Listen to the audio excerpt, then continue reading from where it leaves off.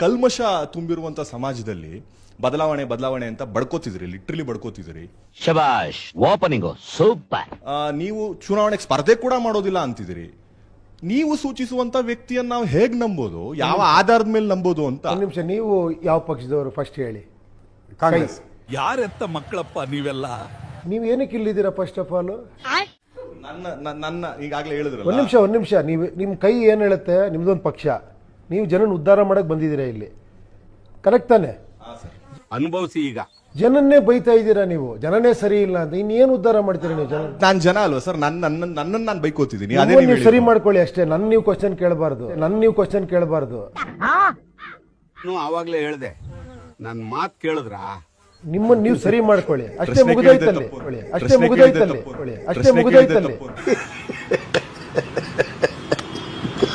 ಅಲ್ಲಲ್ಲ, ನಾನು ಪ್ರಶ್ನೆ ಇದ್ದಿದ್ದು ತಾವು ಸೂಚಿಸುವ ವ್ಯಕ್ತಿಗಳನ್ನ ಯಾವ ಆಧಾರ. ನಾನು ಸೂಚಿಸ್ತಾನೆ ಇಲ್ಲ, ಸೆಲೆಕ್ಷನ್ ಮಾಡ್ತಿರೋದು ಜನಗಳಿವಾಗ. ನನಗಂತೂ ಈ ಜೀವನವೇ ಬೇಸರ ಆಗೋಗ್ಬಿಟ್ಟಿದೆ. ನಿಮ್ಮಂತ ಯಂಗ್ಸ್ಟರ್ಸ್ ನೀವೇ ಒಂದು 50 ಜನ ಸೇರ್ಕೊಂಡು ಒಬ್ಬನ್ ಸೆಲೆಕ್ಟ್ ಮಾಡಿ, ಹೋಗಯ್ಯ ನೀನ್ ನಿಂತ್ಕೊಳ್ಳಯ್ಯ, ನಾವೆಲ್ಲ ಸಪೋರ್ಟ್ ಮಾಡ್ತೀವಿ, ನನಗೆ ಟ್ರಾನ್ಸ್ಪರೆಂಟ್ ಆಗಿ ಕೆಲಸ ಮಾಡಬೇಕು, ನೀನ್ ಕೆಲಸ ಮಾಡಿ ನಾನು ಕೆಳಗಿಳಿಸ್ತೀವಿ, ಇಳಿಬೇಕು ಅಂತ ಹೇಳಿ ಮಾಡಕ್ ಸಾಧ್ಯ ಇಲ್ವಾ? ಈ ತರ ಒಂದು ಮ್ಯಾಟ್ರೇ ನಮಗ್ ಗೊತ್ತಿಲ್ವಲ್ಲಣ್ಣ ಹೇಳಿ. ಯಂಗ್ಸ್ಟರ್ಸ್ ಸಾಧ್ಯ ಇಲ್ವಾ? ದೊಡ್ಡ ಲೆವೆಲ್ ಬಿಟ್ಬಿಡಿ, ಏನಲ್ಲಿ ನ್ಯಾಷನಲ್ ಲೆವೆಲ್ ಬಿಟ್ಬಿಡಿ. ಒಂದು ಹಳ್ಳಿಲಿ ಆಗಲ್ವಾ? ಅಲ್ಲ, ಅಪ್ರಸ್ತುತ ಅನ್ಸಲ್ವಾ? ಅಲ್ಲ, ನಿಮಗೆ ಅಪ್ರಸ್ತುತ ಅನ್ಸೋದು ಅದು ಯಾವತ್ತೂ ಅಪ್ರಸ್ತುತಾನೆ. ಯದ್ ಭಾವಂ ತದ್ ಭವತಿ. ನಾನು ಏನ್ ಅನ್ಕೋದ್ರೆ ಜೀವನ ಹಂಗೆ ನಡೀತದೆ.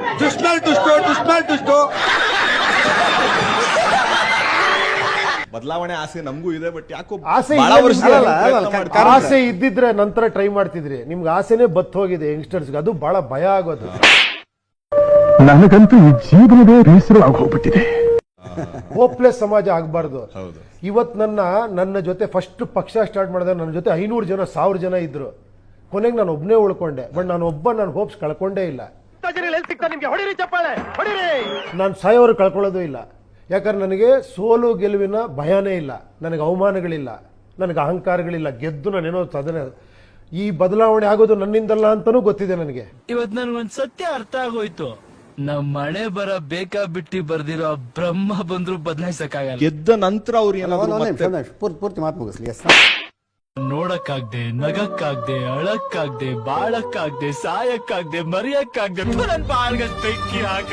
ಅಲ್ಲ, ಬದಲಾವಣೆ ನನ್ನಿಂದ ಆಗಲ್ಲ ಅಂತ ನನಗೆ ಗೊತ್ತಿಲ್ಲ. ನನಗೆ ಆ ಮೂರ್ಖತರನೂ ಇಲ್ಲ. ನಾನ್ ಬಂದು ಈ ಜನನೆಲ್ಲ ಬದಲಾಯಿಸ್ಬಿಡ್ತೀನಿ, ದೇಶ ಬದಲಾಯಿಸ್ಬಿಡ್ತೀನಿ, ಮೂರ್ಖತನ ನನಗಿಲ್ಲ. ನನ್ನ ದೇಶ, ಇವರೆಲ್ಲ ನನ್ನ ಜನ ಅಂತ ಹಾರಾಡ್ತಿದ್ಯಲ್ಲ, ಈಗ ಸರಿಯಾಗಿ ನೋಡಿದ್ಯಾ? ಕರ್ತವ್ಯ ನನ್ಗನ್ಸಿರೋ ಸತ್ಯ ಹೇಳ್ತಾ ಹೋಗ್ತೀನಿ ಅಷ್ಟೇ, ನನ್ನ ಸ್ಯಾಟಿಸ್ಫ್ಯಾಕ್ಷನ್ಗೋಸ್ಕರ.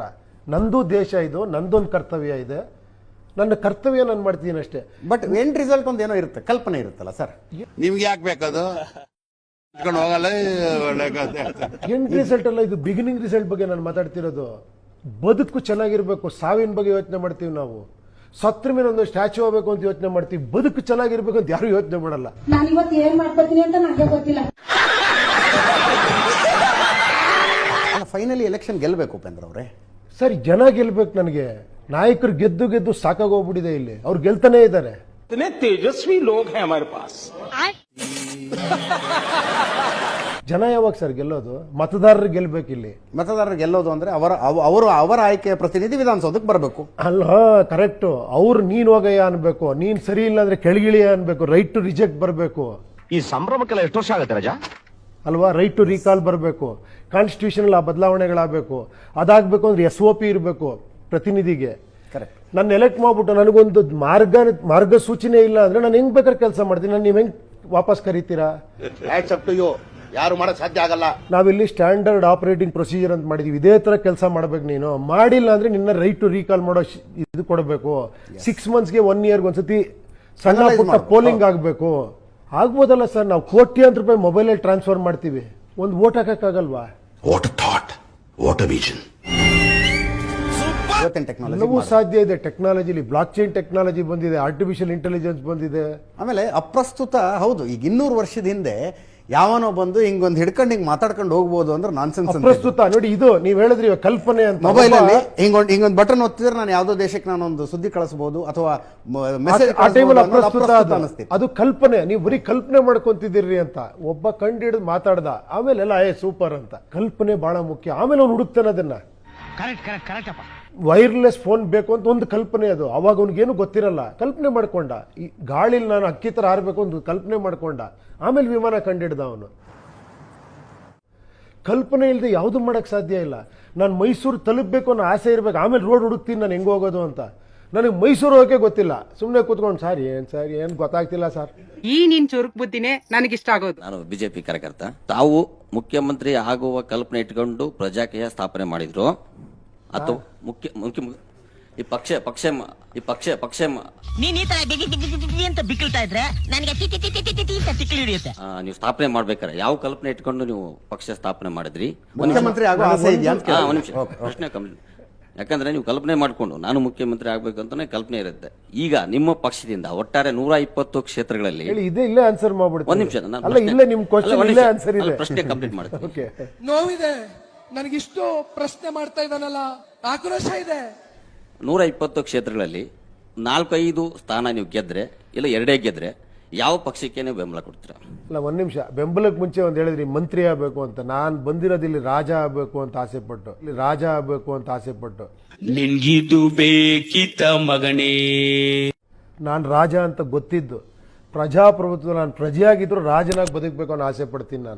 ನಾನು ಮಂತ್ರಿ ಆಗಬೇಕು ಅಂತ ಆಸೆ ಪಡಲ್ಲ. ಅಡ್ಮಿನಿಸ್ಟ್ರೇಷನ್ ಬೇಕೇ ಬೇಕಲ್ಲ? ಕೇಳಿ ಒಂದ್ ನಿಮಿಷ. ಅಡ್ಮಿನಿಸ್ಟ್ರೇಷನ್ ಇದೆ, ಅದೆಲ್ಲ ನಡೀತದೆ. ನನ್ನ ನೀವು ಕ್ವಶನ್ ಕೇಳಕ್ ಮುಂಚೆ ನನ್ನ ಪಕ್ಷದ ಒಂದೇ ಒಂದು ಆ್ಯಪ್ನ ಓದಿದ್ದೀರಾ ನೀವು? ನನ್ನ ವೆಬ್ಸೈಟ್ ನೋಡಿದ್ದೀರಾ? ನೋಡಿ ಒಂದು ಸ್ವಲ್ಪ ತಿಳ್ಕೊಂಡಿದ್ದೀರಾ? ಅವಾಗ ನೀವು ಮಾತಾಡೋದಕ್ಕೆ ಒಂದು ಇದಿರುತ್ತೆ. ಏನೂ ಗೊತ್ತಿಲ್ಲ ನಿಮ್ಗೆ ಆಕ್ಚುಲಿ. ನಾನು ಬಡವ ನೊಂದಿದ್ದೇನೆ. ಬೇರೆಯವ್ರಿಗೆ ಬಿಡಿ, ಏನು ಗೊತ್ತಿರೋ. ನೀವೆಲ್ಲ ರಾಜಕೀಯದಲ್ಲಿ ಇರೋರು. ಗೊತ್ತಿಲ್ಲ ಒಂದ್ ನಿಮಿಷ ಅವರು ಅಲ್ಲ ಕೇಳಿ, ನೀವು ರಾಜಕೀಯದವರು ಒಂದು 5 ನಿಮಿಷ ನೀವು ಕೊಡ್ಬೋದು ಟೈಮು ಅಲ್ವಾ? ನಿನ್ನ ಮಾತು ಕೇಳ್ತಾ ಇದ್ರೆ ಕುಡ್ದಿರೋ ಕಿಕ್ಕೆಲ್ಲ ಇಳ್ತೋಗ್ತಾ ಇದೆಯಲ್ಲ. ಯಾವ್ಯಾವ್ದಕ್ಕೂ ಟೈಮ್ ವೇಸ್ಟ್ ಮಾಡ್ತೀವಿ. ಒಂದು 5 ನಿಮಿಷ. ನಾನು ಎಷ್ಟೋ ವರ್ಷಗಳು ಅನಲೈಸ್ ಮಾಡಿ ತಜ್ಞರ ಜೊತೆ ಡಿಸ್ಕಸ್ ಮಾಡಿ 3 ಪೇಜ್ ಬರ್ದಿರೋದು. ನಾನು ಜಾಸ್ತಿ ಏನು ಬರ್ದಿಲ್ಲ. ದಯವಿಟ್ಟು ಒಂದ್ಸತಿ ಕೇಳಿ ಸರಿ ಇಲ್ಲ ಅಂದ್ರೆ ನೀವು ಹೇಳಿ, ಮತ್ತೆ ತಿದ್ಕೊಳ್ಳೋಣ ನಾವು. ನಾನೇ ಆ ನೋವನ್ನ ವಿಷಕಂಠನಾಗೆ ನುಂಗ್ತಾ ಇದ್ದೇನೆ ಅನ್ನೋದನ್ನ ಹೇಳಲಿಕ್ಕೆ ಬಯಸ್ತೇನೆ. ಕ್ರಿಟಿಸೈಸ್ ಮಾಡೋದೇ ನನ್ನ ಕೆಲಸ ಅನ್ನೋ ಥರ ಆಗೋಗ್ಬಿಟ್ಟಿದೆ. ಹಂಗಲ್ಲ, ನಿಮ್ಮಲ್ಲಿ ಅದ್ಭುತವಾದ ವಿಚಾರ ಇರುತ್ತೆ, ಅದರಿಂದ ನಾನು ಬೆಳಿಬೋದು. ನನ್ನಲ್ಲಿ ವಿಚಾರಗಳು ನೀವು ತಗೊಬೋದು. ಆ ಪಾಸಿಟಿವ್ನೆಸ್ ನಮ್ಮಲ್ಲಿ ಬರಬೇಕು. ತುಂಬ ಜನ ಹೇಳ್ತಾರೆ ಹೋರಾಟ ಮಾಡಿರಿ ನಮಗೆ ಸ್ವತಂತ್ರ ಬಂದಿದ್ದು, ನೀವೇನ್ರಿ ಹೋರಾಟನೇ ಮಾಡಲ್ಲ ಅಂತೀರಾ ಅಂತ. ಹೋರಾಟ ಮಾಡೋದಕ್ಕೆ ಅವಾಗ ಒಬ್ಬ ವಿಲನ್ ಬೇರೆ ದೇಶದವನಿದ್ದ. ಇವತ್ತು ನಮ್ಮ ಅಣ್ಣ ತಮ್ಮದ್ರು ನಮ್ಮ ಜೊತೆಲಿರೋ ಅವ್ರ ಮೇಲೆ ಏನಕ್ಕೆ ಹೋರಾಟ ಮಾಡ್ಬೇಕು ನಾವು ಅಲ್ವಾ? ನೀನ್ ಹೇಳ್ತಾ ಇರೋದ್ ಕರೆಕ್ಟ್. ಅವಾಗ ಒಂದು ಎಲೆಕ್ಷನ್ ಇತ್ತು ಅನ್ಕೊಳ್ಳಿ, ಬ್ರಿಟಿಷರ್ ಇದ್ದಾಗ ಹೋರಾಟ ಮಾಡ್ತಿದ್ವಾ? ಇಲ್ಲ. ಎಲೆಕ್ಷನ್ ಅಲ್ಲಿ ವೋಟ್ ಹಾಕ್ತಿದ್ವಿ, ಬೇಡ ನಮ್ಗೆ ಬ್ರಿಟಿಷ್ ಅವರು ಅಂತ ಅಲ್ವಾ? ಈಗ ಇನ್ನೂ ಹೋರಾಟ ಮಾಡ್ತೀವಿ ಅಂದ್ರೆ ನಾವು ಒಂದು ಎಲೆಕ್ಷನ್ ಕೊಟ್ಟಿದ್ದಾರೆ ಹೇಳಿ ಪ್ರಜಾಪ್ರಭುತ್ವದಲ್ಲಿ. ನೀವು ವೋಟ್ ಹಾಕಿ ಹೋರಾಟ ಯಾಕೆ ಮಾಡ್ತೀರ? ಕಿತ್ತು ಬಿಸಾಕಿ ಬೇರೆಯವ್ರನ್ನ ತಗೊಳ್ಳಿ. ಈ ಮಹಾನುಭಾವನಿಗೆ ಒಂದೇ ತಲೆಯಲ್ಲಿ 10 ಮೆದುಳಿದೆ ಅಂತ ಗೊತ್ತಾಯ್ತು. ಈ ಕಾಲಕ್ಕೆ ಸೂಕ್ತವಾದ ಯೋಚನೆ ಅಲ್ಲ ಅಂತ ಹೇಳ್ಬೇಕಾ, ಇಂಪ್ರಾಕ್ಟಿಕಲ್ ಅಂತ ಹೇಳ್ಬೇಕಾ, ನನಗೆ ಅರ್ಥ ಆಗ್ತಿಲ್ಲ. ಅಂದ್ರೆ ಮುಂದೊಂದು ಕಾಲ ಬರ್ಬೋದು ನೀವು ಹೇಳುವಂಥದ್ದು. ಯಾಕಂದ್ರೆ ಈಗಲೇ ಬರಬಾರ್ದು. ಈ ಕಣ್ಣಲ್ಲಿ ಇನ್ನೀ ಏನೇನ್ ನೋಡ್ಬೇಕೋ ಕಾಣೆ ಬಂದ್ರೆ ಒಳ್ಳೇದಲ್ವಾ? ಮಾತು ಕೇಳ್ತಾರ?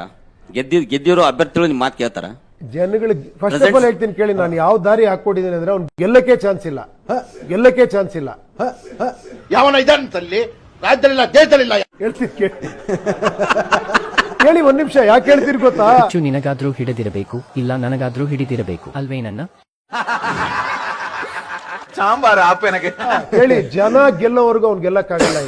ಒಂದು ತಿಳ್ಕೊಳ್ಳಿ, ನಾನು ಜನ ಗೆಲ್ಲೋದಕ್ಕೆ ಒಂದು ಸೂತ್ರ ಹುಡುಕಿರೋದು. ನೀವು ರಾಂಗ್ ಕರೆಕ್ಟ್ ಆಗಿ ಹೇಳ್ತೀನಿ ಕೇಳಿ ನಿಮ್ಗೆ. ಅವ್ನು ಯಾವ ಕರ್ಕೊಂಬರ ಇಲ್ಲಿ ಕರೆಕ್ಟ್ ಆಗಿ ಹೇಳ್ತೀನಿ ಕೇಳಿ ನಿಮ್ಗೆ. ನಾನು ಹೇಳೋದು ಏನಾದ್ರೆ ನಾವು ಎಷ್ಟು ಸುಳ್ಳಿನ ಪ್ರಪಂಚದಲ್ಲಿ ಇದೀವಿ ಅಂದ್ರೆ ಸತ್ಯ ಹೇಳಿದ್ರೆ ನಮ್ಗೆಲ್ಲ ಒಂಥರ ಕಚ್ಗುಳಿ ಇಟ್ಟಂಗೆ ಆಗುತ್ತೆ. ಬಟ್ ನಾವು ಸತ್ಯದಿಂದ ಹೊರಗಿರ್ತೀವಲ್ಲ, ಸತ್ಯ ಹೇಳ್ತಿದ್ರೆ ನಾವು ಅದನ್ನ ಕೇಳೇ ಇಲ್ಲ. ಏನೋ ಹೇಳ್ತಾರೆ ಇವನು ಅಂತ. ಕೊನೆಗೆ ನಿಮ್ಗೆ ಕರೆಕ್ಟ್ ಅನ್ಸುತ್ತೆ. ಜನ ಗೆಲ್ಬೇಕು ತಾನೆ. ನಾನು ಹೇಳ್ತಿರೋದು ಜನ ಜವಾಬ್ದಾರಿ ತೊಳಗಿರೆ ಮಾತ್ರ ಓಟ್ ಹಾಕಿ ಅಂತ ಹೇಳ್ತಾ ಇದ್ದೀನಿ. ಓಟು ಇನ್ನು ಹಾಕಿಲ್ಲ ಗುರು, ಓಟು ಇನ್ನು ಹಾಕಿಲ್ಲ. 1 2 3 ಅವರು ಮೈನರ್ ಅಲ್ಲ ಮೇಜರ್. ನೀವು ಸುಮ್ಮನೆ ಓಟ್ ಹಾಕ್ಬಿಟ್ಟು ಅಜಿತ್ ಅವ್ರು ಬಂದಿವ್ರು ಪ್ರಜಾಕೀಯದಿಂದ ಇವ್ರಿಗೆ ಓಟ್ ಹಾಕಿ ಗೆಲ್ಸ್ಬಿಡಿ, ಇವ್ರೇನೋ ಬದಲಾವಣೆ ಮಾಡ್ತಾರೆ, ದಯವಿಟ್ಟು ಹಾಕ್ಬೇಡಿ. ನಾನು ಎಲೆಕ್ಷನ್ ಮುಂದಿನ ದಿನ ಒಂದು ಟ್ವೀಟ್ ಮಾಡ್ತೀನಿ ನೋಡಿ ಬೇಕಾರೆ. ದಯವಿಟ್ಟು ಪ್ರಜಾಕೀಯ ಪಕ್ಷಕ್ಕೆ ಓಟ್ ಹಾಕ್ಬೇಡಿ.